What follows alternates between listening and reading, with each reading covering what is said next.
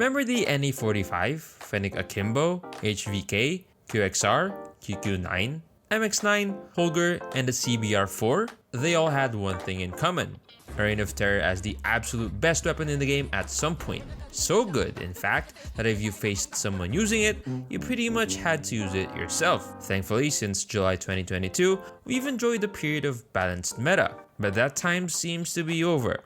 You've probably encountered and possibly suffered from the MG42 in ranked matches already. For the unfamiliar, the MG42 is a high fire rate LMG with practically no recoil and minimal flinch. The attachment system is closer to the Cold War system, with names that might not be immediately recognizable. Before diving into using it, let's explore the gunsmith options. The base MG42 boasts a blistering 1034 RPM, tying it with the CX9 for the third fastest firing weapon. We can actually push this fire rate even higher in 3 ways. With the recoil booster muzzle increases fire rate by 5% but sacrifices the silencer slot. Crossneck rapid barrel boosts fire rate by 10% but negatively impacts bullet spread accuracy. The 6.5 Arisaka mag grants a 3% fire rate increase but takes a huge chunk out of range, penetration, bullet speed, and body multipliers. While the recoil booster doesn't have downsides besides sacrificing the silencer, the rapid barrel hurts accuracy and the Arisaka mag cripples overall performance. So for once, we'll ditch the suppressor and embrace the recoil booster. Since it's an LMG,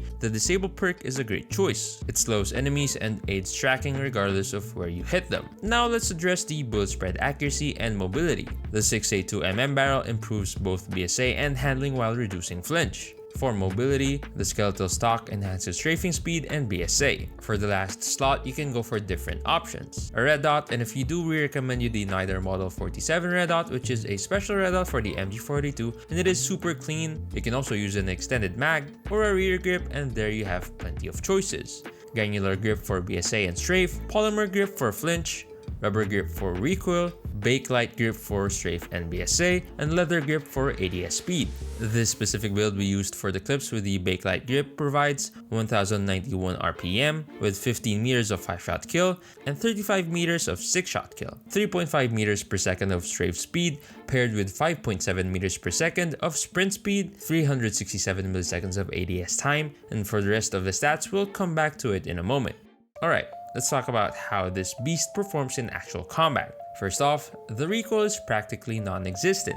It drifts a little to the right, but it's so minimal you barely need to fight it. To top it off, the flinch is ridiculously low at 0.39. In a gunfight, all you gotta focus on is aiming. No need to worry about recoil or flinch messing you up. Plus, while the head, chest, and upper arm shots decrease the time to kill at close range, the base time to kill is still super fast. You can't just spray the body, unlike weapons like the HVK or DRH, where specific hitboxes matter more. The high fire rate means you can miss a few shots without getting punished too hard, and with the disable perk slowing enemies, aiming becomes even easier. Now for long range, the damage drop-off might seem scary, but the crazy fire rate keeps the time to kill decent. Plus, the MG42 boasts one of the tightest bullet spreads in the game at 12. For reference, a basic DRH build sits around 15 to 18 depending on your attachments. This combination of tight spread, minimal recoil, and almost no flinch makes it arguably the best head glitch weapon besides the SKS. As for mobility, it's surprisingly fast. Feels like the Holger before its second mobility nerf, but with a way faster ADS time. The magazine size is 125 bullets, which is enough for 6 to 8 kills if you manage your ammo well. However, it's easy to burn through the whole mag in 4 kills if you're not careful. The big downside is the reload time. It takes a brutal 4.6 seconds to reload a partially empty mag and a whopping 5.4 seconds when empty. This got me killed a few times. Here's a fun fact from Z. I recorded some clips with this gun and went up against a friend in ranked. We're around the same skill level. I asked him to use the HVK30. Normally our KDs are pretty even, but with the MG42, I stomped him 12 to 8. We played 4 more games and the results were similar. I consistently maintained a 1.5 KD advantage over him while he used the HVK.